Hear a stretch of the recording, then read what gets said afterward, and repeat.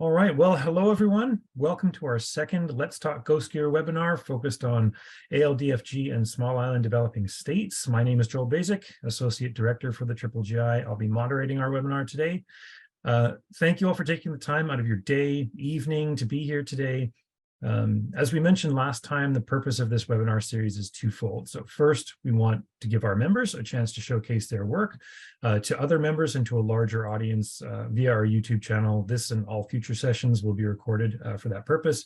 And second, we want to give you all a chance to connect with one another and hopefully spark some interesting conversations and potentially collaborations around ghost gear. So the format of the webinar will be similar to the previous one. We've extended this slot to 90 minutes rather than 75. We had a lot of great discussion last time, but had to cut it a bit short because of the 75-minute time slot. We might not use that full 90 minutes today, but I would be very happy if we did. So hopefully we'll have as much interest this time and make use of those extra 15 minutes for questions and discussion. We'll have 4 speakers today, each of whom will have about 10 minutes to present on their work. And then we'll have an open panel discussion where we encourage anyone in the audience to please ask questions. We'll take questions from those who raise their hand using the raise hand function at the bottom of the Zoom window under the reactions tab. We'll also be monitoring the chat for questions as well. But if you're able, we'd love to hear your voices and see your faces and really have this opportunity to connect. So our panelists today, first will be Margie Church from Beyond the Reef in the British Virgin Islands. Next will be Alwyn, the Chief Fisheries Officer for Montserrat. Third will be Dr. Christina Shaw, CEO of the Vanuatu Environmental Science Society in Vanuatu. And fourth will be Leila Teixeira, and I'm sorry if I have terribly mispronounced your name, Leila. My sincere apologies, the Marine Debris Coordinator for Biosfera in Cabo Verde. We've got, again, a bit more flexibility with time today, but a reminder to our panelists, try to keep your presentations around 10 minutes, leave us time for questions and discussion. If need be, I'll let you know when time is running short and we can move on to the next speaker. So I think that's enough for me for now. Laura, if you wouldn't mind bringing up the presentation, then we can pass it over to Margie and get started. All right, well, afternoon from BVI. My name is Margie Church. I am Beyond the Reef's Ghost Gear project leader, so I'll be speaking to you guys through our presentation today. I just wanted to start off first by thanking you guys for having us, and it's great to have this opportunity to be able to share our work with you, and also the challenges that we've been facing and are still facing when it comes to retrieving ghost gear and then disposing of it afterwards. For those of you who are not familiar with Beyond the Reef, we are a non-profit organization based in the British Virgin Islands. We are currently working towards creating any type of innovative ways that can help our marine ecosystems, while also try to generate positive publicity for our island and pretty much educate the local community about the importance of ocean health. So you can go to the next one. So yeah, ghost gear in the British Virgin Islands, that's one of our projects that we are currently tackling, and that is a project that I lead in for Beyond the Reef. You can go to the next one. So I'm pretty sure all of you are familiar with the term ghost gear. It refers to derelict, abandoned, or lost fishing gear in the marine environment that continues to trap fish and animals for many years after they. This gear doesn't just attract, trap, entangle, and often kill marine life, but it also smothers our fragile marine environments, one of which is our coral reefs. You can go to the next one. The problem in the BVI. So about 1 million tons of ghost gear enters our water every year. Events such as major hurricanes like Irma and Maria that hit BVI very hard, and I'm sure many of the other Caribbean islands in 2017, just further pushed outside debris into our ocean. In addition to all this outside debris, the BVI Conservation and Fisheries Department estimated that thousands of fish and lobster pots were lost after the hurricanes in 2017 alone, so after Maria and Irma. Coral reefs rely on healthy fish in order to stay healthy themselves. So the BVI reefs are currently threatened by stony coral tissue loss disease, which arrived in 2020 for us, started off in Florida in 2014, as well as future storms, global warming, and pollution, which makes it even more important than ever for us to protect these fish populations. as they are the ones who clean the coral, they feed the larger species. They also just keep our whole fragile marine ecosystem kind of in balance. So very important to protect that. You can go to the next slide. So what we Beyond the Reef are doing, we have been conducting coastal cleanups, organizing coastal cleanups and documenting the data of what we clean up since April 2021. Since then, the stats are up there. So since then, we've collected about 115,986, or we've covered 115,986 feet of coastline. And we've removed an estimated total of 7,242 cubic feet of debris. 3,363 cubic feet of this was plastic. 3,068 cubic feet was fishing gear. 856 cubic feet was metal. About 47.5 cubic feet was glass. And then about 211.5 cubic feet was classified as other. So other, we'd kind of put any fiberglass, polystyrene, rubber, and then things we find like wrecked dinghies that wash ashore, kayaks, mattresses. You'd be very surprised on what the type of things that we find. So we like to get the community as involved as possible. So we get a lot of volunteers that come out. We also like to encourage the education of our local fishermen. And we are doing our best to work with the government and stakeholders to create more sustainable future options in terms of fishing and plastic usage and disposal in general in the BVI.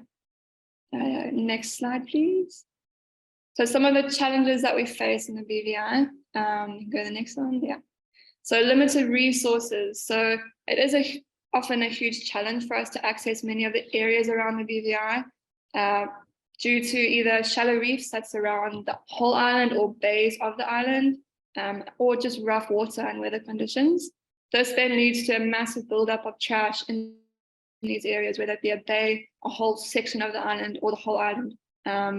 Luckily for us, we are supported by commercial dive services in the BVI. They provide us with very experienced captains, divers, or just individuals who know the BVI waters better than most people out here.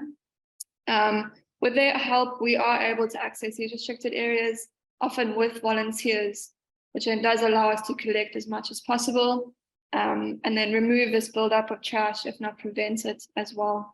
I think our main goal there is trying to just restore the island to its former beauty, or that section of the island. Next slide, please. So methods of retrieval. So depending on where we are cleaning up, we use different methods to retrieve ghost gear or trash. Some of these methods are more intense and more challenging than others. So one of the methods we use is we organize these big cleanups that we advertise to the public community. We try to do one at least once a month. We started off in the beginning with 10 to 15 local volunteers that would come out with us. Now we have up to 50 to 70. So our next cleanup, which is actually on Monday, we've got 72 volunteers that come up to help us. Many of these volunteers are kids from the local schools who are doing their community service hours. So it's always really nice to have them. It also gives us an opportunity to just show them and educate them on the damage that pollution, plastic pollution, and improper use of ghost gear disposal can be. These cleanups do take a lot of coordination and resources and organization, but they are always worth it because we end up being able to make a big visual difference to the area that we're cleaning up. On average, at least 45% of what we clean up during these cleanups is fishing gear. Yeah, so next slide. On the beaches that we're not able to get a boat all the way to shore, we do end up having to swim them to shore, swim the gear or the trash to shore. Luckily for us, we do have some strong swimmers in our team. So they go out and go to shore, collect whatever they can, and then have to swim it back to the boat. As you can see from the next picture, if you go to the next slide, some areas are more challenging than others. So having to swim ghost gear or trash through sargassum, not the most unpleasant experience, and it does make it a lot more challenging to do that. Next slide, please. So freediving, so when the gear is not too deep, I'd say a maximum of about 10 feet, depending on who's freediving it out. Or when we don't have scuba gear immediately available, we do tend to freedive it out. The level of difficulty of this does depend on how deep and how entangled or embedded it is in the reef itself. If you go to the next slide, please. So for gear that's more challenging to remove, such as fish pots or nets, like you can see in the right-hand photo, that are very, very embedded in the reef and almost grown into the reef, we do use scuba gear. So that's, yeah, unfortunately, a lot of the nets that we do find are very embedded in the reef and have been there for quite a length of time. Next slide, please. So larger pieces of ghost gear present a huge challenge when it comes to removing them. There have been a few instances where we've had really massive nets that have been washed up on our shores, each of them weighing a few thousand pounds. These nets are obviously not from our local fishermen. They are from the big commercial vessels that fish far off the coast, not even necessarily in our waters. Again, we are very lucky to be supported by commercial dive services. They've got the machinery and vessels that we require to move these nets and kind of retrieve them. They also have several strong men and qualified crane drivers, which makes a big difference and helps us out there. In the next picture, you'll see that we actually had to use a barge. Oh, okay, well, yeah, you can see. So the vessel on the left-hand photo is the one that we use very often for all our cleanups. And then the crane on the right-hand side is busy removing the net from the vessel to a truck. And then on the next photo, you'll see that we actually had to use a barge to transport the one net that we collected, just because it was too big to put on any of our other vessels. Next slide, please. So what to do with it now? So this is another challenge, and probably the biggest challenge that we have is what to do with the gear that we collect. So not only the fishing gear, but the trash as well. Unfortunately, in the BVI, our recycling program is not well established, and our main option is to actually send it to the incinerator. We do not love this option, as I'm sure many of you don't either. I think that's the next slide now. And the next one, sorry. Yeah. We've been stockpiling majority of the larger nets that we collect in a warehouse. But unfortunately, most of the other trash that we get does end up going to the incinerator. So it's not a great feeling when you've collected a huge amount of trash. You load it up into a truck and then it all gets taken to the incinerator. Next slide, please. Yeah. So we do have a few community members who have come up with some creative ideas on what to do with the nets. So if you go to the next slide, you'll see some of them have made dog leashes out of it. And a lovely lady has made some upcycled ghost gear bracelets, jewelry. So yeah, unfortunately, these are not long-term solutions though. However, we do appreciate the support that they're and the enthusiasm they have for trying to recycle it, but it is not long-term for us. Yeah, so future recycling hopes. So that's the next slide. So we are actively looking for future recycling hopes and constantly doing research on organizations that have come up with solutions. We do hope that in the near future, the BVI itself will come up with a better recycling program and a more sustainable trash disposal program. We do also potentially hope to one day be able to turn these nets or just plastic in general into sellable items that can be made on island and then sold to generate money to put back into our projects, but while also raising awareness for the negative impacts that this ghost gear is having. Some examples would be recycled plastic benches. A lot of places do that. There's been discussion of adding plastic or nets or trash into cement or into bricks. So we are looking into those options as well. It is a possible option for us in the BVI to include the mixing of nets and plastic into bricks. So we are looking into that currently. But as of yet, no solutions have been kind of made or put forward. So yeah, of course, any ideas and input that anyone does have, we would really appreciate and would love to hear from anyone as well. So that's all from me. So I think now questions from anyone. Thank you very much, Margie. I'm not seeing any immediate questions right now, but that's okay because we have time set aside after the presentations to sort of have more of an open discussion. So that's okay. Others can sort of think on it a little bit. Yeah. So if we could maybe move on to Alwyn from Montserrat. Are you there, Alwyn? Hi, Joel. Yes, I'm here. Terrific. The floor is yours. We have the presentation up, and just let us know when you'd like to advance the slides. Okay, thank you very much. And I want to say thanks for inviting me to this meeting.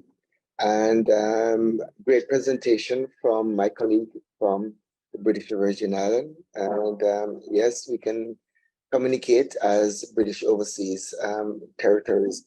So for those of us or those of you who have seen this presentation before, I must apologize, but it's just transforming the challenges of the ghost gear in its challenges, but we want to put it into socio-economic opportunities. So we have challenges and we need to move it forward. Case study, Montserrat. Next slide. So just to give you an overview as we move forward, we have challenges of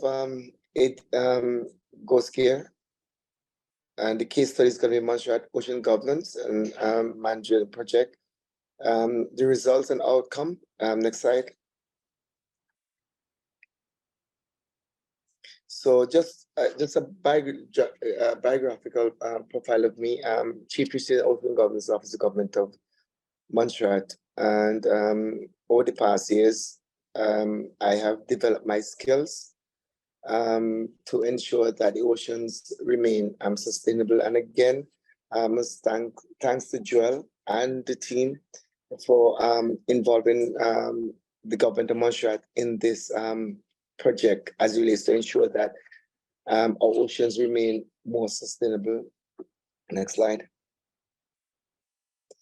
Montserrat at a glance, and everybody know we are UK Overseas Territory, and I said my colleague from the BVI, who I will continue to speak to, and we are a small island developing state, and we only have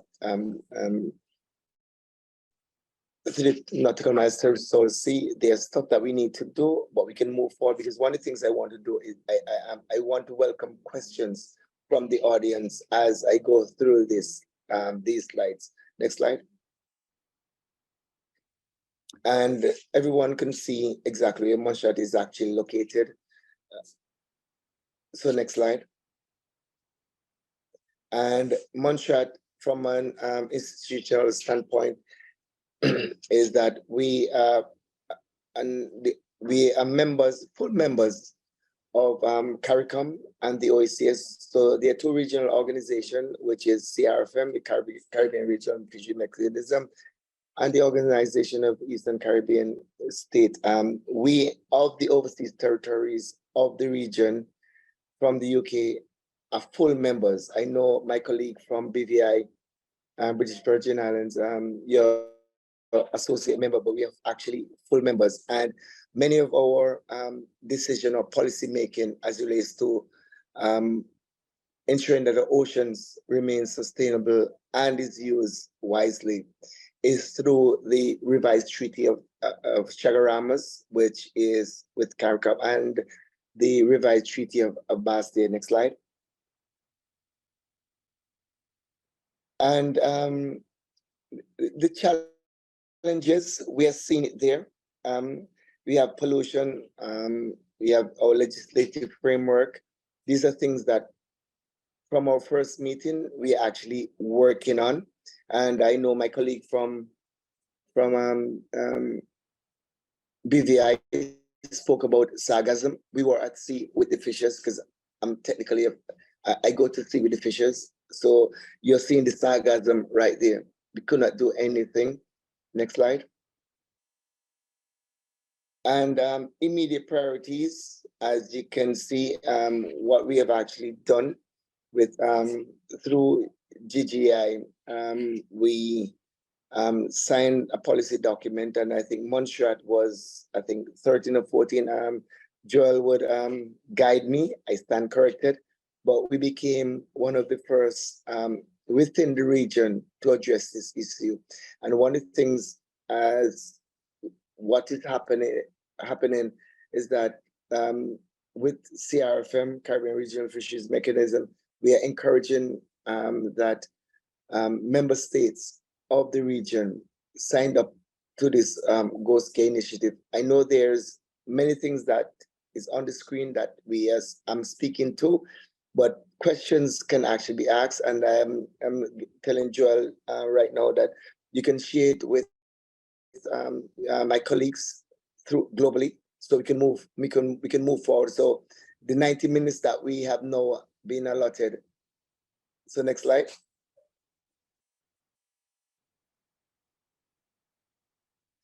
So case study Montserrat, future of the ocean we want, and you can see I'm right here with one of the fishers. He's just sitting in the background here, and that is our fish traps. I'm not sure if these are some of the traps that my colleague from BVI has, but this is actually what we're doing, and we are moving forward in ensuring that things are going to be improved, because we have gotten quite a bit of equipment and gears from the UK, because normally we use plastic bottles on the fish traps and stuff. Now we have a set of biodegradable material, and we even got, I think Joel could speak to this also, where we have actually are doing a pilot project with a company as relates to pop-up buoys if we lose ghost gears. Next slide. And I say it's all about partnership. And next slide. And I think I spoke to this before, but one of the things through GGGI and the Canadian government, one of the things that we had done, some monies had came to government of Montserrat to actually interview fishers. What are your challenges? What is actually happening? So as relates to the whole education aspect of it, we are now advising fishers what they actually need to do. And as it relates to GGI and the government of Canada, government of Montserrat is embracing accredited partners. Because one of the things that actually what we want to do is not somebody coming and telling what we need to do, but we need persons or agencies who can do what they need to do. Again, these are going to be slides that will be shared, and I'm willing, open to for further discussion. Next slide. Next slide. And you can see the same boats that we have here. We are using VMS. So even through the United Kingdom government, well, Her Majesty's government, His Majesty's government, sorry, these are the boats that we have VMS on. So it's about marine spatial planning. So they're devices that are on the boats, so we know where the fishes are going. So even when we were in Panama and we saw what was actually happening, we have a small fishery, 30 fishing vessels, but we are able to monitor where they are. And with the information that is going to be provided, we know exactly where things would happen, where gears will be lost. Next slide. And you can see what is happening. We can just stay for 30 seconds. So you realize I'm tracking the vessels. And you see exactly what is happening. We're getting data, we're getting information, and this is actually real time. And this is to ensure that we know exactly what is happening. So in Montserrat, when the data collectors go to the landing site, they interview the fishers. They get a notification on their phone because there's devices that are on the boats.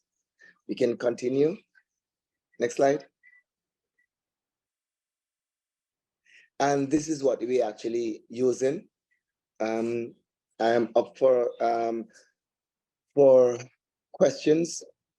These are devices that are actually on the boat, and I'm just getting a ping now from a vessel that is actually coming in, and I'm at the official's house who has a device on his phone and on his boat. So I'm seeing that somebody's coming in. If he was coming in, I would have actually seen it. Next slide. The other thing that we actually using now as relates to Ghost Gear initiative, Her Majesty, His Majesty's government, my apologies. His Majesty's government, we're using BROVS equipment. So using technology, and this is one of the things that we actually want to advance. We had a meeting yesterday with His Majesty's government. So I think BVI, I know you guys were on the call yesterday, and it's for the overseas territories. And we have a depth of up to 120 feet. There's cameras in that, so we can see exactly what is actually happening. And even going forward with our management of the resources, I know that when we were in Panama, I know the US were doing certain things and stuff. You can go and do what you need to do, but we know exactly where it is. And one of the things I'm pushing forward to His Majesty's government is that we can use the military here. Our waters are deep. It's a short drop off because we're volcanic, that you can just come and we can just retrieve those. But I've left this slide up so you're seeing what the broad camera is on your right. I'm looking at the right hand side. You're seeing that we're seeing fish. You're seeing the BROVs there. You're seeing a lobster. But what is happening? You're seeing that it's because the volcanic ash. So we're seeing a lot of things, and then you see the seagrass, the last part of it. Next slide. And this is our 7-point plan going forward. We need policy, we need legislation, we need all of these things, but I can talk to it. Next slide. And this is what the progress is to date. And our next step, we need to advance, and we need to, the youths of tomorrow need to move forward. We need to teach youth. And I'm happy that that through GGGI, that we are doing this. We're passing on the knowledge and all the information that we have actually gotten, and we can actually collaborate together. So I would welcome questions from the audience after this. Next slide. And thank you for listening. We are moving forward with what we need to do. Thanks, John. Thank you as always, Alwyn. That's it's always great to see the progress that's been made, and it shows. I mean, as you said, Montserrat is fairly small from a population of several tens of thousands down to about 11,000 or so, making really good strides and progress towards this topic and this issue, having such a robust plan, and really appreciate the work that you've done, not only there in Montserrat, but also to help promote this issue throughout the Greater Caribbean region. Really do appreciate that. Are there? We can take any questions for Alwyn if anyone has anything that they'd like to bring up now.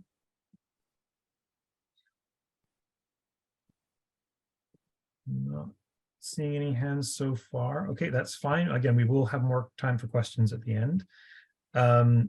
So thank you very much, Alwyn, and I will move on to Dr. Shaw, Christina. We'll bring your slides up, and I understand there may be recordings on these slides and there may not be. So let's see what happens. And if there is, then we will let them do their thing. And Christina is here to answer questions. That was an oversight on my part. So let's flick over the next slide, Laura, and see. Oh, it looks like there is a recording, but I can't hear anything. Is anyone else able to hear? I can't hear it either. That's really unfortunate. Okay, interesting. I can hear it because I'm sharing. but if you can't hear it, perhaps, how would you like to do this? I don't mind how we do it. Is it going to be very off-putting for people to see my face in the corner and then also me speaking? Consultants. Can you hear it now? Global Ghost Gear Initiative on a project in Okay. the last few years. The project has been, there's several components to the project. One is to survey where we find lost fishing gear, retrieval activities for that lost fishing gear, as well as piloting a buyback scheme, and do some more research by putting out questionnaires to fishers. So what have we found? Basically in Vanuatu, we've got two types of lost fishing gear problem. One, local gear, which is mainly gill nets, hook and line, and things like spear fishing spears. But we also get foreign gear that washes up onto Vanuatu's beaches, and the majority of that comes from Laura, the slides aren't moving on. From the purseines with nets and the fads. Maybe not. Absolutely not your fault, Christina. Corals that we have here are hard corals, which are branching and fast growing, and they're easily broken by being snagged in fishing gear, but they can also entangle gear and basically means that the gear can't be retrieved very easily by the fishers that lose it. And then that can cause problems. In these photos on this slide, the one at the bottom is a net that had obviously been on the reef for many, many years, and the reef has grown through it. And it's being incorporated into the reef structure. The one in the middle was taken just after the twin Category 4 cyclones that came through Vanuatu in March. And you can see that gill net has rolled up pretty much any piece of live coral that was in the vicinity when it was being moved around by the storm. And that top one just shows that is a gill net. It looks thicker, but it's covered in algae, so they quickly biofoul when they're in the water, and that you can see is still being suspended in the water, so that can cause a problem for our dugongs and turtles that are found frequently in the same areas where we would find these gill nets. The other thing that we found whilst we're doing our retrieval activities is there's a lot of other organisms apart from the fish, and as you could see from the last slide, the gill nets tend to be covered in algae, so they are quite visible to a lot of the animals. So we don't find a lot of ghost fishing happening, but we do see things that do get entangled. So not just the big megafauna like the dugongs and the turtles, but also these invertebrates. We find a lot of shells from these spider conchs in gill nets that we find, but we've also seen bivalves, sea cucumbers, and crabs and various other invertebrates that are all very important for the health of the benthic environment. Hook and line as well. So that's the most common lost fishing gear that we find on the reefs in Vanuatu. And again, because of the nature of the reefs, it's very easy to snag the hook, and then the line gets lost, and then becomes entangled in the reef. So we asked fishers how they leave their fishing gear. One of the most common reasons is because the line breaks. That's quite often because the bigger fish is eating their target fish, whether that's sharks or other ones. Also, getting snagged and caught on the reef, and then also rough weather and accidental loss as well. So we do get foreign gear washing up our shores as well, mostly buoys, floats and nets, but also the fads and all the materials. Sometimes it's biodegradable materials like these bamboo poles, but most of the time they're plastic, PVC pipes, polythene sheets covering up, foam buoys, streamers that are put under the fads as well. And we get a lot of satellite buoys floating up in the water. In a recent buyback from one village, we found 17 different satellite buoys, and the villagers told us that most of these were found within the last 2 years, and that's just one small village in Vanuatu.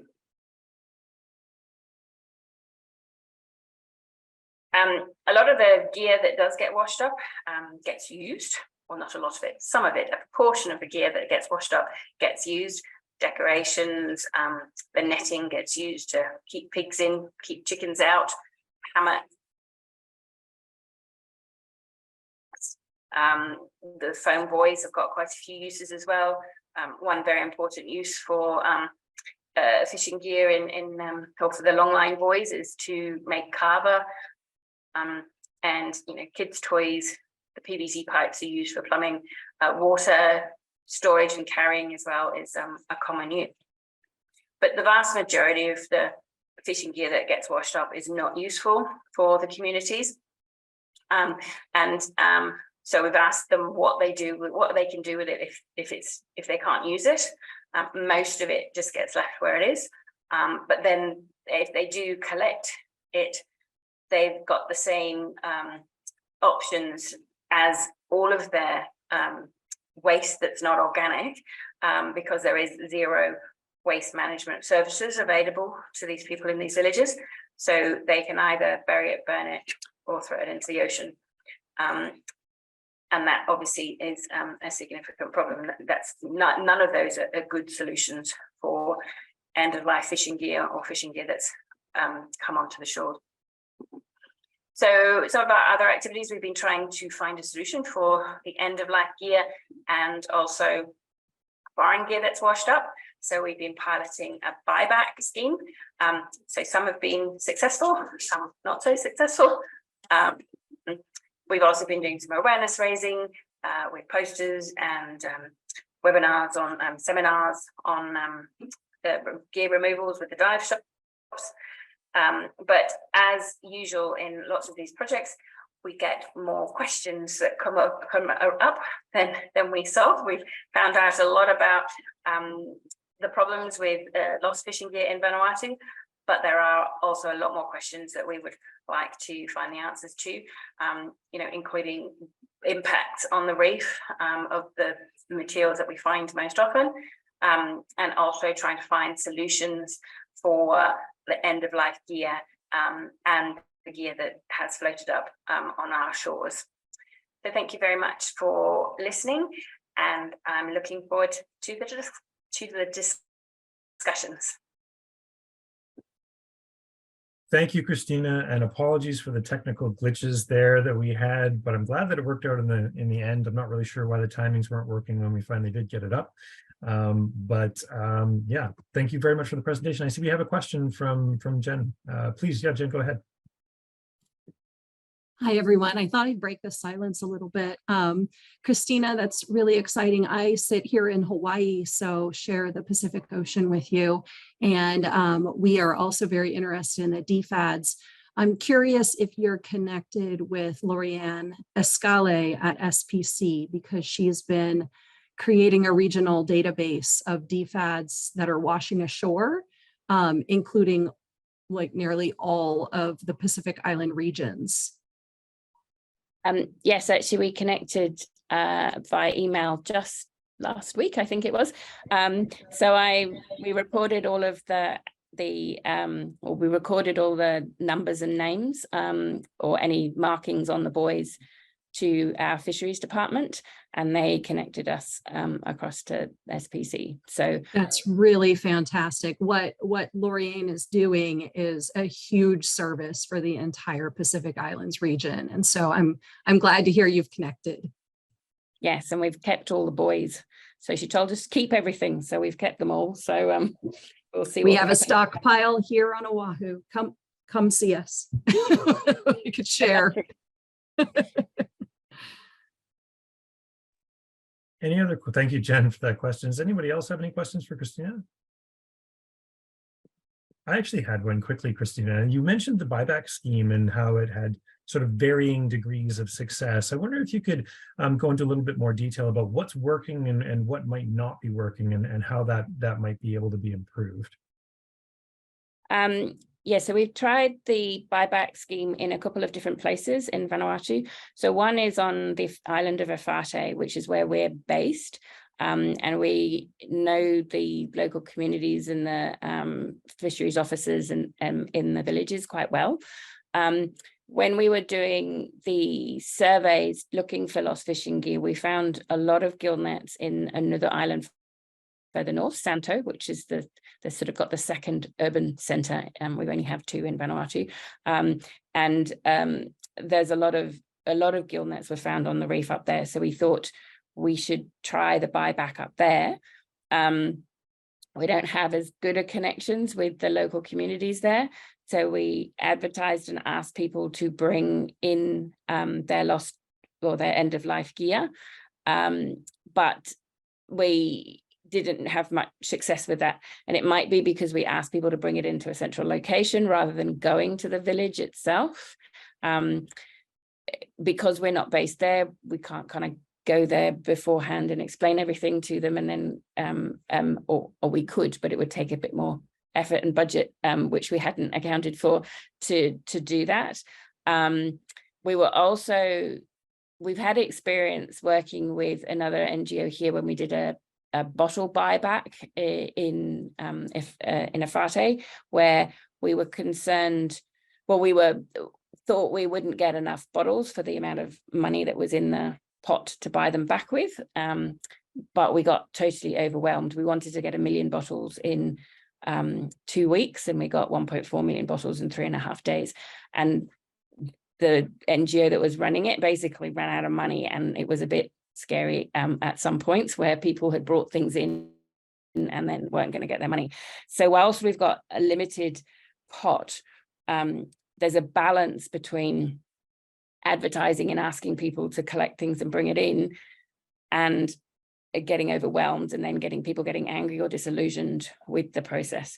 So when you've got like a finite amount of money, it's a bit of a balancing game. So the first one we did in Efate, which was during the pandemic, was quite successful, but we did targeted villages, and we could explain to them we've got this much money only in each village, and it worked reasonably well. We did get right to the end of the budget, and the first village had to turn some people away, and then went back and gave them some because we had some left over from somewhere else. So it all worked out in the end. But yeah, when you've got a small budget to do a pilot, it's a bit tricky sometimes to get the balance right.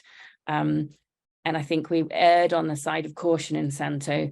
The other issue is when there was a lot of gill nets in 8 to 10 meters of water wrapped up in the reef, we didn't want people having an incentive to go and just haul them out and do more damage than good.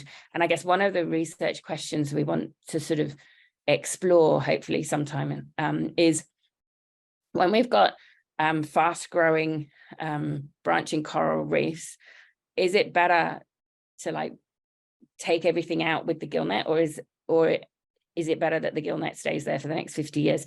So it's like when you've got coral that is relatively fast growing, although with climate change and bleaching and all the other things that are going on as well, what is the best thing to do with lots of gill nets that are in the reef when you've got finite resources? Is it better to take them all out and let the coral reef grow again, provided that they're not going to get new nets snagging on them all the time? Or is it better to leave them and not damage the coral? So that's one of the questions that's come up as well. So yeah, we didn't want people, because we don't know the answer to that question, we didn't want people like hauling the nets out and damaging everything. Yeah, so it was a bit of a harder gig in Santo, but then we went back down to Efate, and we went back to one of our villages that we work with relatively quite a lot, and you know, within 2 days we can go and do a buyback and it's successful. So relationships, communications, budgets, potential environmental damage, there's a few factors in there.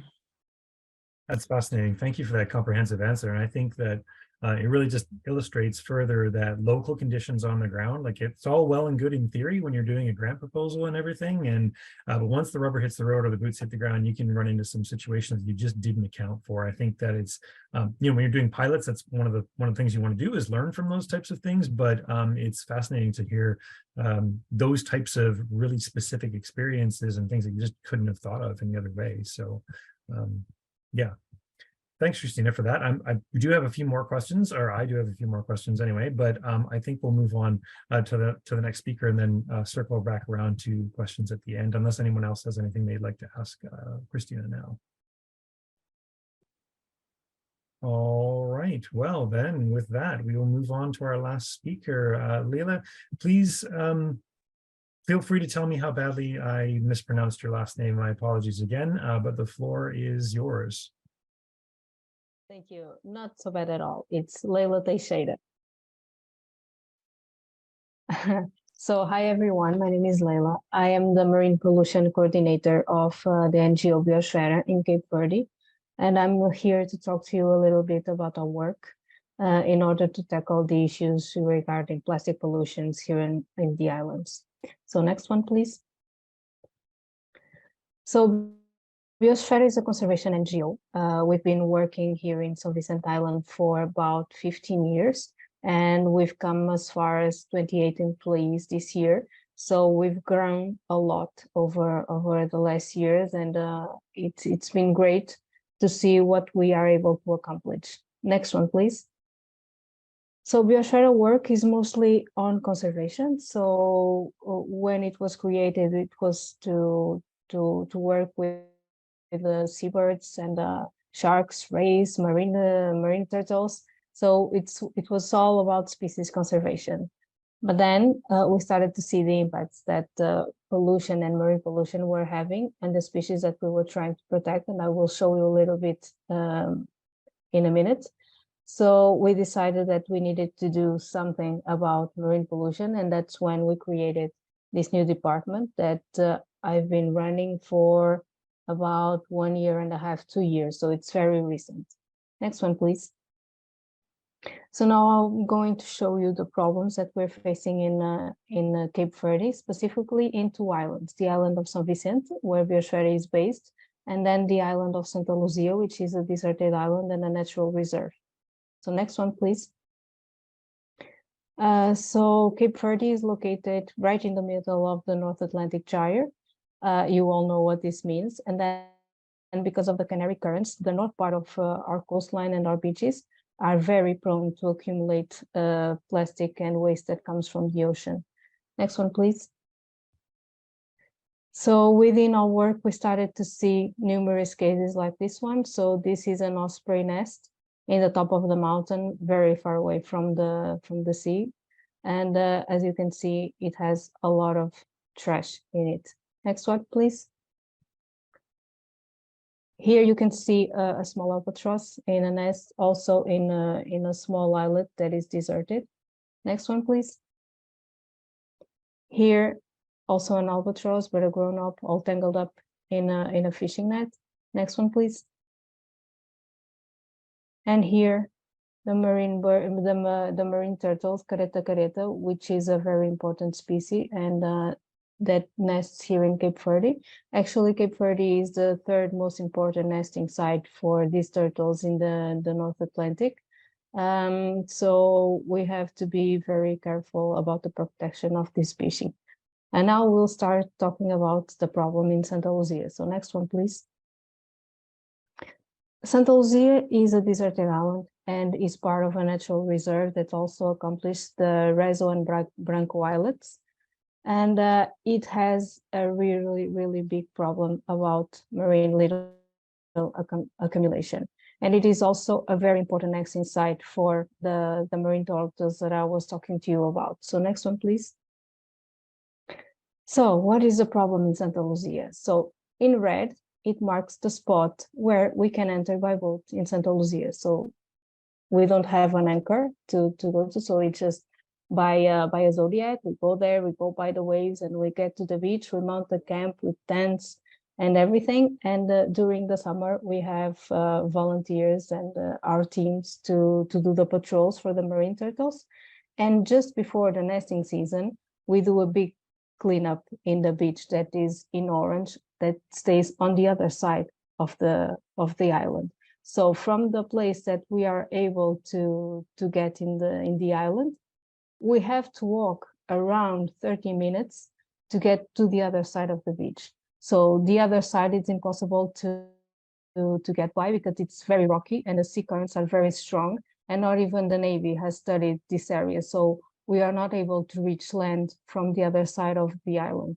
And because it's a natural reserve, we cannot have anything with any vehicles on land. So everything needs to do by hand and by our own strength. Next one, please. So every year before the nesting season of the sea turtles, this is how we find the beach. We call it the Shadows Beach, which means it's the beach where we find all sort of things, because literally you can find everything there, from shoes to hats to literally any utensil that you can think of. And this is the waste that you can see that is visible. The problem here in the Shadows is that it's a very windy beach, so most of the waste is actually covered by sand. So if you think about the sea turtles and how they nest, they need to dig a hole around 50 centimeters deep. So in order for us to clean the beach, to be safe for the nesting season of the sea turtles, we need to dig deep in the sand and take everything that is covered. So it's a very, very harsh job. And just for you to have an idea, last year we were around 100 volunteers for 3 weeks, and we were only able to clean around 2.5 kilometers of beach. So it's a lot of waste. Next one, please. And this is the most common thing that we find on Santa Lucia Island, which is fishing net and fishing gears. And we have nets that are so big that we need 10 people just pulling it out of the sand and take it out from the nesting sites. Next one, please. One other thing that we find a lot in Santa Lucia, like hundreds, thousands of them, are these traps. They are octopus traps that are used in North Africa. They usually come from Mauritania, Senegal, and those countries in North Africa. They are not used by local fishermen here in Cape Verde, but because of the sea currents, they all wash up here on our shore. Next one, please. And because it is a deserted island and we need to walk around 13 minutes from one side to the other of the island, we actually don't have a plan to do with the marine litters. So what we've been doing so far is to develop these storage sites in the upper beach, away from the nesting sites of the sea turtles, and then just dump everything there. And then in the end of the cleanup, we cover it with a big net so the wind doesn't take it back to the sea. Sorry. Next one, please. Over the last 2 years, we've been also doing some waste characterization studies in order to understand the type of waste that is coming to Santa Lucia. So in the 2.5 kilometers of beach, we had 10 sampling spots, 5 near the shoreline, and then 5 more around the bigger part of the beach, the dunes, for us to understand also the impacts of the different sizes of parts of the beach. Next one, please. And here you can see the results of last year. So last year, within 3 weeks, we were able to take back from the nesting sites of the turtles 65 tons of waste, in which 34 tons were from fishing gear. So it's a lot. And then we have 40 tons of plastic. So it comprises most of the waste that we find in Santa Lucia. Next one, please. There is not much more than we can do in Santa Lucia except for mitigation actions. We are trying to come up with solutions to take the waste out of the island, because this is not a long-term solution, unfortunately. But it's not really easy because of all the restrictions that we have, because it's a natural reserve. So we are trying to study solutions also with local partners, but in the meantime, when we don't have a solutions to the waste that we have there, we are trying to work also in São Vicente and in creating awareness in the island that we are based. So next one, please. So in São Vicente, we usually do cleanups with the population, because in São Vicente, we also have a lot of marine litter from the ocean, but it's not in the same quantities as Santa Luzia. And we also have a lot of groups that do cleanups, so the numbers do not reflect the amounts of waste that come. Next one, please. This is actually an image that I would like to share with you. It's a beach. It's not really on the north side of the island, but it has a lot of this small waste that it's really hard to motivate volunteers to pick it up. And in this cleanup, around 3 hours, 30-40 people, we were able to collect 300 kilos of this small waste. So I think it's pretty visible, the problems that we're trying to face. Next one, please. We also trying to do a lot of awareness and education sessions within schools, within communities. We also had a program on national TV to talk about these issues about marine and plastic pollution in order to try to create a lot of awareness towards this problem. Next one, please. Because we know that people will still be using some sort of plastic in their lives, we are trying to avoid that post-consumer plastic from population in São Vicente goes to the landfill and to the ocean. So we've created a small pilot project for plastic transformation with the machines from Precious Plastic, which are open sourced. And we are now trying to bring it to life. It's been quite a challenge because everything is new. There is no recycling in Cape Verde, so everything goes to an open landfill and is burned. So it's not really a solution to take also the waste out of the beaches and put it in the landfill and everything is burned and all the gases. So we're trying to do our part the way we can, knowing that we won't be able to transform the marine litter, but at least avoiding that new plastic will go to the ocean. Next one, please. And with the local association of women, we are also working in developing alternatives to single-use plastics. So in the first image, you can see bags that we are producing that are to substitute the single-use plastics when you go buy vegetables or fruits. In the second one, it's a big bag that is made out of old jeans. The third one is a bread bag that is also made out of old fabrics. And the last one that I wanted to give a bit of attention to it is actually a bag made out of fishing nets from the local fishing community here in the island.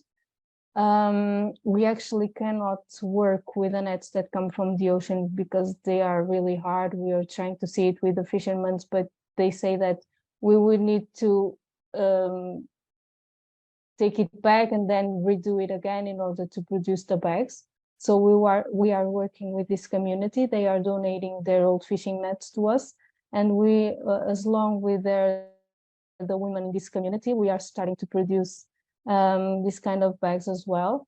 They are tied together with crochet, but we are also trying to see if we can do it like in braids with old t-shirts and stuff like that, because one of the things that I want to bring to this project are circular economy principles and try to reuse as much waste that we possibly can. So we have a strong awareness program, but because we are a small island, we don't have a lot of options to fight disposable plastics. So instead of just going to the schools or going to the communities and explaining what the problems are, we are also trying to offer them a solution. And that's what we are trying to accomplish here in Cape Verde. As I've said, it's only a year and a half, so we still have a lot to go. Thank you. Thank you, Ella. Very, very impactful images that you have there on how this actually affects really remote areas. And I think, one of the things that stands out is that sure, you can get volunteers to one of those beaches, but you can't actually move that material beyond where it was. If you're trudging across, that beach for over a kilometer to get from one side to the other, how are you going to get it back, or how are you going to get rid of it? I think it really illustrates some of the challenges that small island developing states face when it comes to ALDFG, and again, in a really visual way. So thank you very much for those photos and that presentation. Do we have any questions for Leila? Jen. Hi, everyone. I'm trying to see everyone again. I closed everything down. Now I've lost you all. Okay. Leila, oh my gosh, I sympathize. The images that you shared and the story you shared is so similar to Hawaii.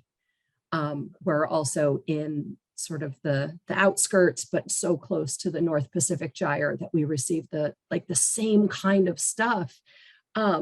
And one thing that I've noticed time and time again is that awareness within our Hawaiian community or awareness within your community may not solve the problem, because we need to be speaking outside of our community, because it's not us that's creating this fishing gear problem. So I'm always looking for ways to have international dialogue, because this isn't going to be solved by local solutions. We've got to go international. So I'm just curious about your thoughts on that. I agree. Actually, I think 99% of the fishing gear that we receive in Cape Verde is not from local fishermen, because here the fishing is still very artisanal, except for this local fishing community that uses these big nets. Almost every fishing is with hook and line, so it's very non-polluting in its own way, and still we have the impacts of the outside industry that it's coming up to our beaches and it's affecting our marine life. So yeah, I really believe that this needs to have an international solution. But as a small island state, it's really, really hard to have the power in order to create this kind of legislation and this kind of rulings. I totally empathize with that. I feel like the state of Hawaii, being a part of the United States, also has very little voice at the international level on this. And Joel, I'm looking to you for maybe a little response on that, seeing as the negotiations for the plastic pollution treaties coming up. Can I ask you to talk about that for a second? Yeah, I mean, you've teed that up perfectly for me. Thank you very much. And I promise we didn't rehearse that beforehand, but thank you, Jen.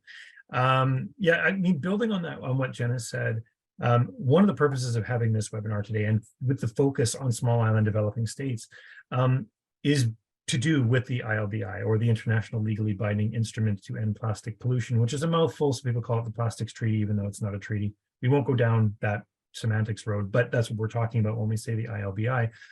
With the Intergovernmental Negotiating Committee of the UN sort of meeting in Paris for INC2 next week, myself and Hannah from the GGGI team will be on the ground there advocating for inclusion of specific ghost gear measures in that international legally binding instrument, because it is, the causes of ghost gear are different than you find with other plastics. Its impacts are vastly different. It needs to be addressed differently. And when most people think about the plastics treaty, they're thinking about your single-use plastics and those types of things, and that's just what dominates the airwaves. But this is such a critical piece that needs to be addressed at that type of international level, because as you say, you can have all our awareness raising on the ground in the world, which is really, really useful, but it's not going to stop the problem if the problem doesn't originate from there. As we've said many times before, ghost gear does not respect national boundaries, and it will just go wherever the currents take it. I think that following on from Jen's question and on that sort of bit of background, with those negotiations coming up in Paris next week, we would really we're going to be pushing for the inclusion of ghost gear specific language in what they're calling the zero draft. And for those, I think everyone on the line should have received a copy of that through the email system that we sent out. But for those of you who would like to see it, we can post a link to that in the chat for our sort of position on that and why it should be included in some recommendations. But pivoting back to the panelists and pivoting back to the conversation here, we've heard about the disproportionate effects of various things on certain regions and countries in the world. This is obviously very much true, but we wanted to highlight ghost gear in this specific context. So in the context of ghost gear specifically, what are some of the disproportionate effects you're seeing on your shores? We've seen some of these things already outlined in these presentations, but is there anything that you'd like to, what would you like others to know specifically about the challenges that you're facing? And how do you think that inclusion of language in the ILBI can help with this problem? And I'll put that question out to any of the panelists who would like to weigh in on that. Well, I think if I can go, I think I guess a lot of the places, people from other countries don't realize how little waste management there is in a lot of these places. So it's not that we can collect it and add it to our own waste management. We have a problem with plastics that we produce ourselves, but then we've got this added problem as well. So what do people do when they have no options to do with it? Whether it's in a natural reserve or whether it's just on an island where there are no waste management services at all, there's no landfills, I guess you just put it back to everybody around the world. What do you want us to do with it? Yeah, can I jump in here, Joel? Yeah, sorry, I see Margie's hand up, so we'll let Margie jump in, but then Carl, I would love to hear from you. Yes, absolutely. Thank you for that, Christina. Go ahead, Margie. No, I just wanted to compliment on what Christina was saying. I think in the BVR, we have the same problem where majority of the ghost gear that we collect is not from local fishermen. So we can educate the local fishermen as much as we want and get them to use more sustainable methods. But at the end of the day, even if they do, and we get like 100% success rates in that, we're still going to have this problem of finding these massive nets. And those are the ones that create the biggest problems for us and the biggest challenges. And as well, we don't have the facilities to be able to deal with them as well. So I completely agree with what Christina said in that. So, and a lot of the islands that we collect the ghost gear from are not the main islands. It's islands that are not inhabited by people, which makes it almost even worse.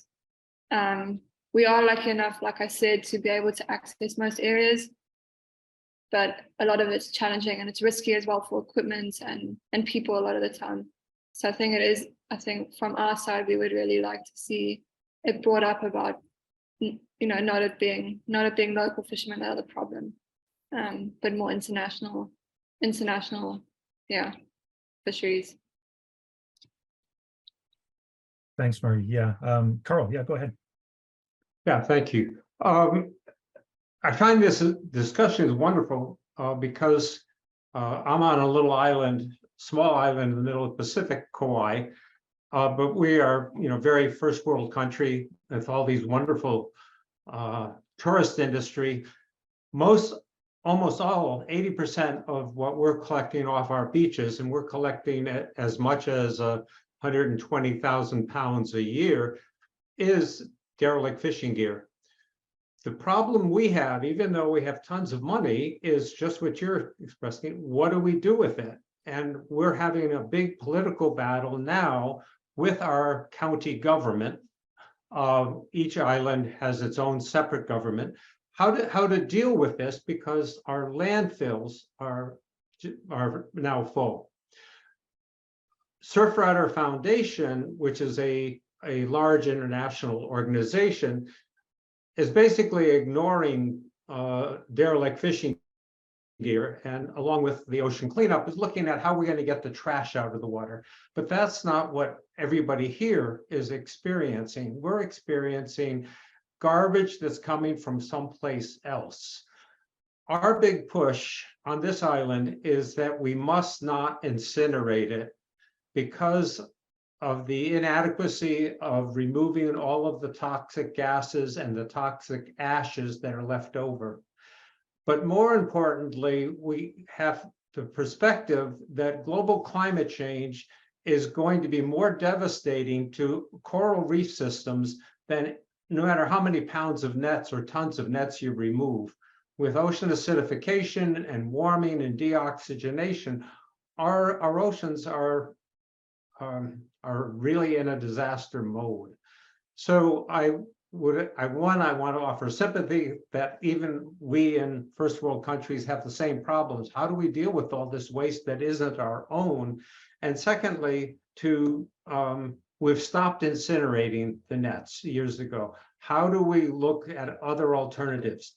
And the way that I, as a scientist, am pushing that is that all of this plastic, all of this net is carbon. They've taken the oil, made it into plastic. It's carbon.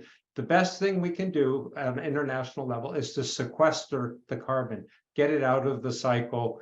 And for us, that means sorting it so it's just plastic and burying it someplace.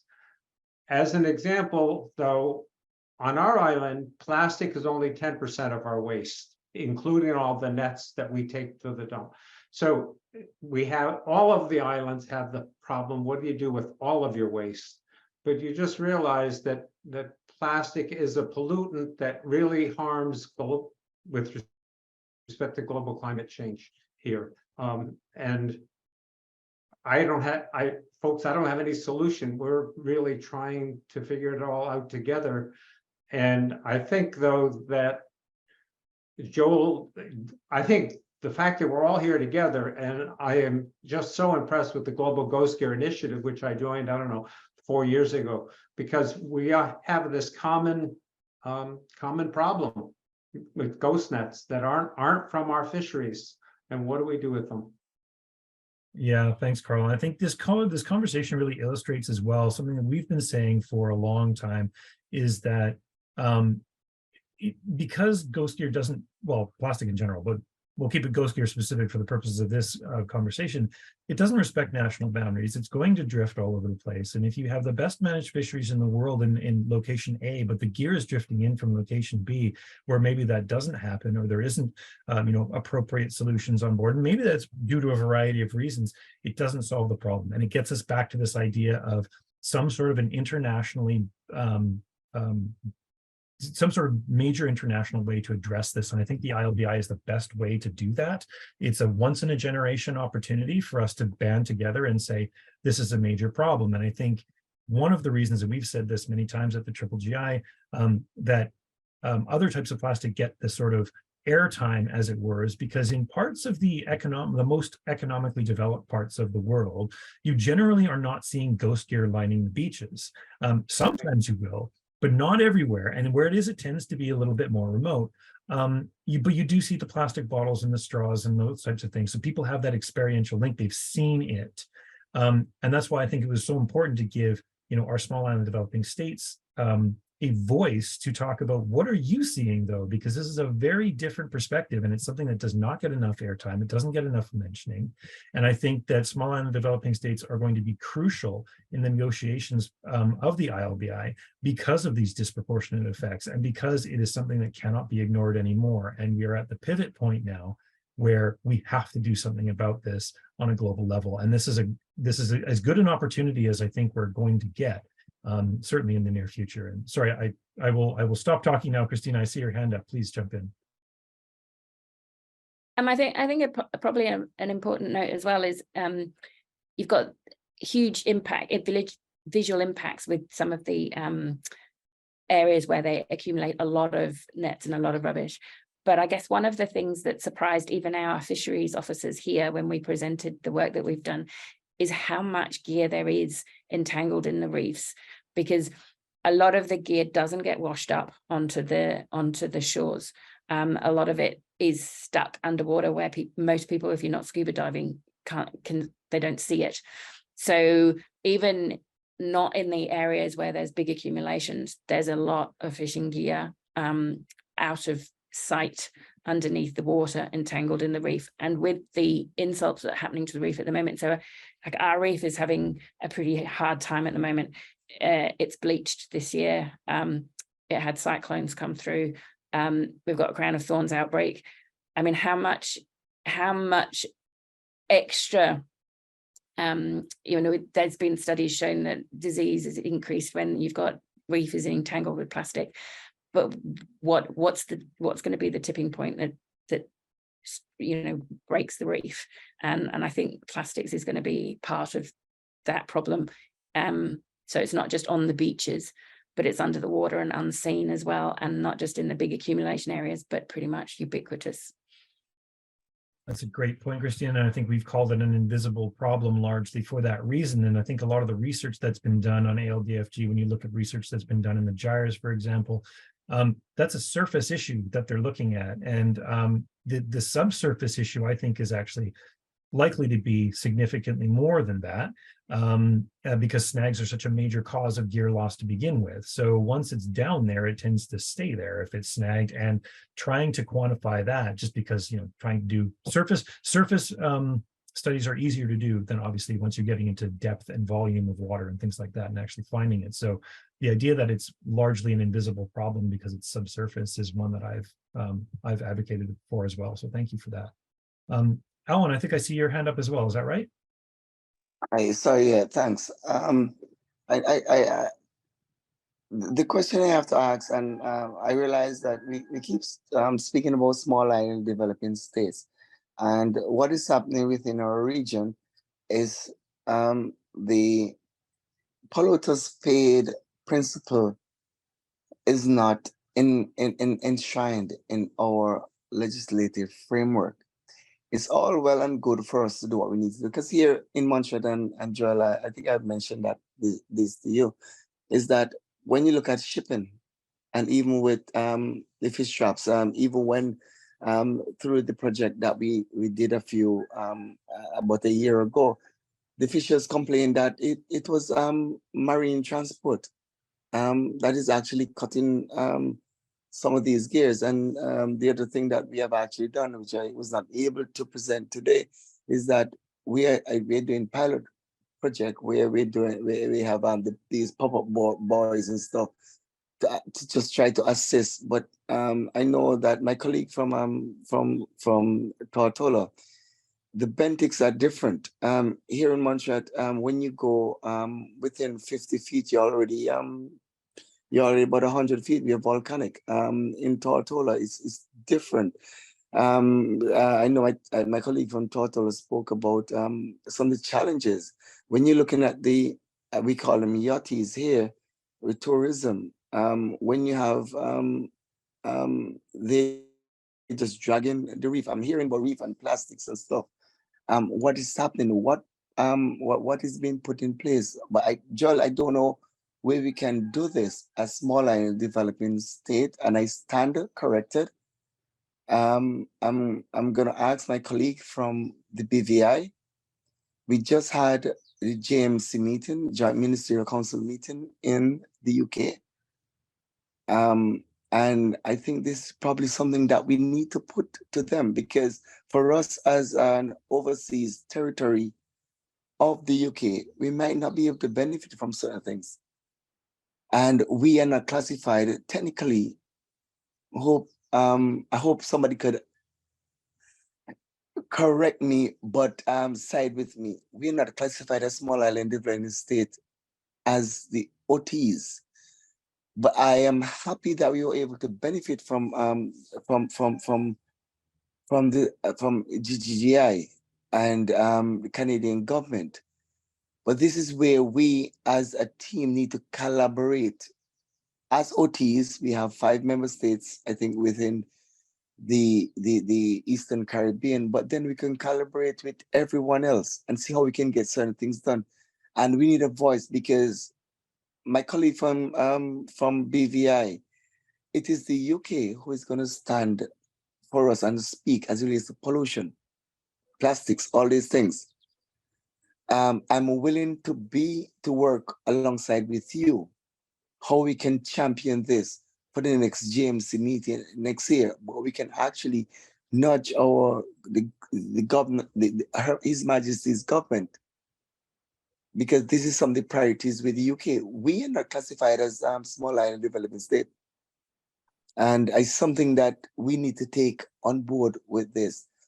But Government of Montserrat has a pilot project. We are doing all these things that can help everyone globally, and I'm willing to share. And I'm happy that when we signed that declaration a few years ago with GGGI as the first as the first CARICOM territory, and I think also my colleague from VVI that I think we asking from a CARICOM standpoint, CRFM, that to sign the document. We need to do this, and so that we can be a champion in the wider Caribbean region. Thanks, John.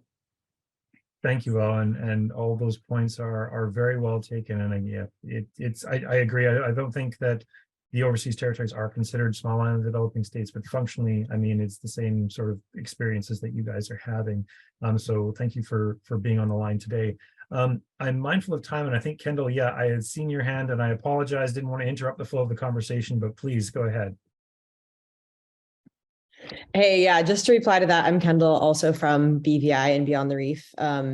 Just replying to that last, I think it would be really beneficial to connect after this and maybe try to form some Caribbean overseas territories collaboration.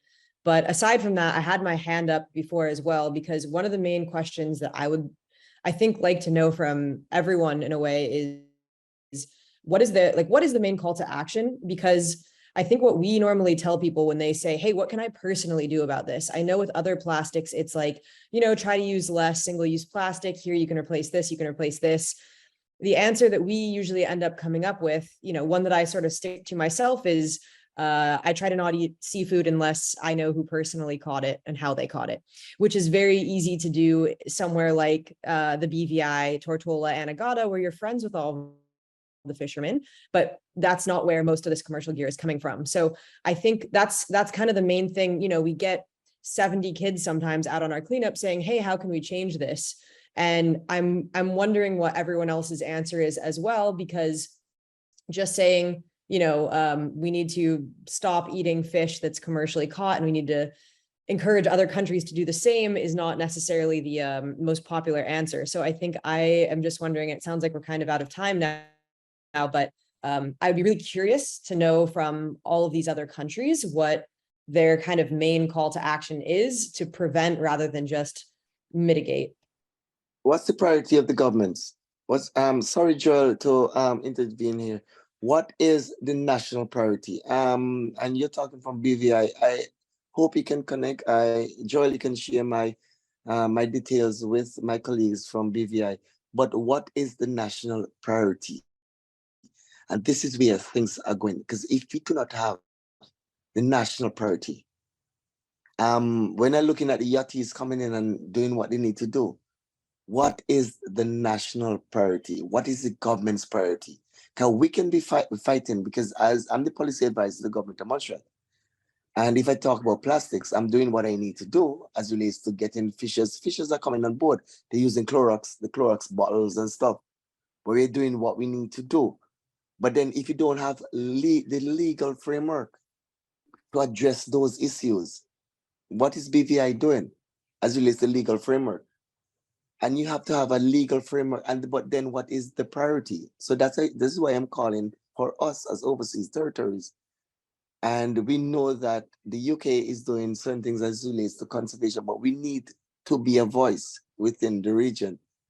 I don't know if what I said made sense, but what is the national priority? And you need to put legal framework in place, and you have to have monitoring, control, and surveillance, and see exactly what's happening. Sorry, thanks. No, it's a great point. And I think that, a lot of people will ask us, what is the magic bullet solution to ghost gear? And as you just illustrated, and as everyone's just illustrated, there's no such thing.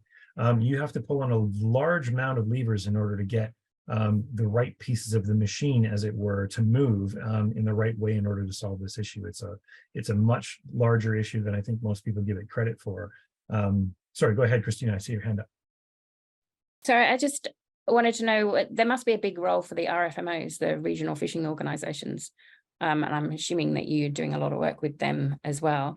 But the work on the bycatch seems to be working, but what are they? Are some more engaged than others? What's their role? I think it's safe to say that some are more engaged than others, just as we find with governments. To be frank, there's just different appetites for different things. We have been engaging with RFMOs. We hope to engage more so in the future. We've been working a lot with the Pew Charitable Trusts on that regard because they're very plugged into the RFMO discussion, and as a GGGI member as well.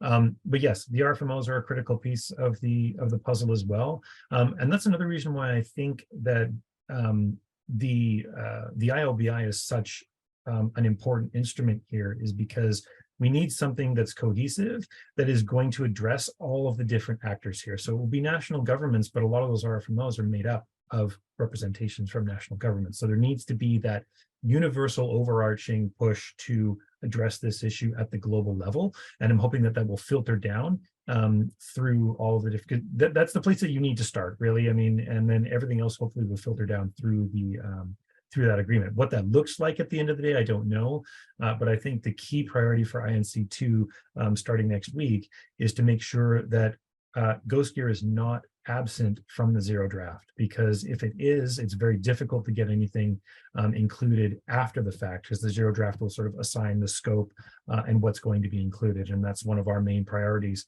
and why we will be on the ground in Paris to work with some of our members throughout the world and to try to do everything we can to make sure that it does not get lost in the shuffle. Hi, Joel, can I say something? Yes, of course, go ahead. Okay, so somebody mentioned regional, the RFMOs. Within the region, we do not, within the wider Caribbean region, we do not have an RFMO. We're under the WCAFC umbrella, but however, I think that is why I think GGGI have been collaborating with CRFM, Caribbean Regional Fisheries Mechanism, and it is the member states within this wider Caribbean region, and it's CARI Forum, because we have some. You're going from Suriname right up to the Bahamas, member states, and I think that even some of the OTs. But I think that we need, and in that meeting, Joel, I'm not sure if CRFM will be part of it, because I know that last forum meeting just a month ago, I know that we were pushing for the member states to do what you need. So imagine within this region, and we have 17 member states of CARICOM, and we have CARI Forum, and then we have the Latin America region could actually do this. So I am not sure if CRFM would be at that meeting to represent this wider Caribbean region, because yes, as my colleagues said, most of the gears, when I'm looking at it on the eastern coast of Montserrat, is being washed up. It is not coming from Montserrat, but then you have shipping that is creates some issues. The yachties, the persons are promoting tourism. That is why I said before that I think that what is the national priority? Because if national priority become tourism within our small, I'm going to say small island state, which is geographically, and the yachties, all these just damage all these issues and cut fish traps and stuff. I hope that the CRFM, Caribbean Regional Fishery Maker, or CARICOM, or the OECS, based on regional agreements under the law of the sea, that we will be represented at that meeting. Thanks. Thank you, Alwyn. Yeah, no, that's a great point. I might connect with Milton on that and to see if there will be CRFM representation there, because obviously that will be critical. I am aware that we are 6 minutes over time, which is not a bad thing. I'm glad that we made this a 90-minute session. I think that we could sit here and talk ghost gear for quite some time. Just in the best interest of everyone, not even necessarily in the best interest, but in the interest of time, I think I will have to end it in the next few minutes. But if there are any final thoughts that anybody has, feel free to jump in before we close this session and look forward to the next one. Joel, just for consideration, I know there's something that we have done within the region. My voice is going. Something we have done within the region. If we can have a WhatsApp group, that we can actually communicate. I think that's unique. We can share this. Emails might be you filling up your inbox, but if you can have a WhatsApp group, just for suggestion and just for consideration, that we can just share some things, because I'm seeing persons globally right now, we are concerned about this. Yes, it's plastic, but we can share ideas, and that we can actually collaborate and the best solution. Because what is happening in BVI, or what is happening in Vanuatu or wherever within the world, we can share and piggyback or build on what is happening, just for consideration. Thank you, Owen. And really, that's what the GGGI is here for, is to try to make those conversations happen. And one of the reasons that we wanted to have these webinars to bring everyone together. But if there's a way that we can follow up on that and make sure that people have the necessary tools to communicate with one another.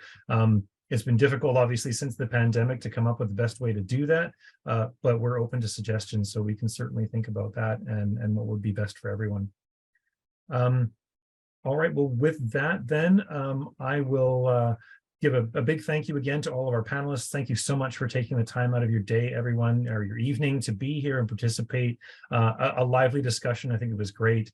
And again, thank you to Laura from our team for running the tech in the background. And great to see a lot of you. Hopefully we'll be able to actually see each other in person soon. And yeah, have a great rest of your day, and we'll be in touch. Thank you so much, everyone. Appreciate your time. Thank you, everyone. Thank you. Bye-bye.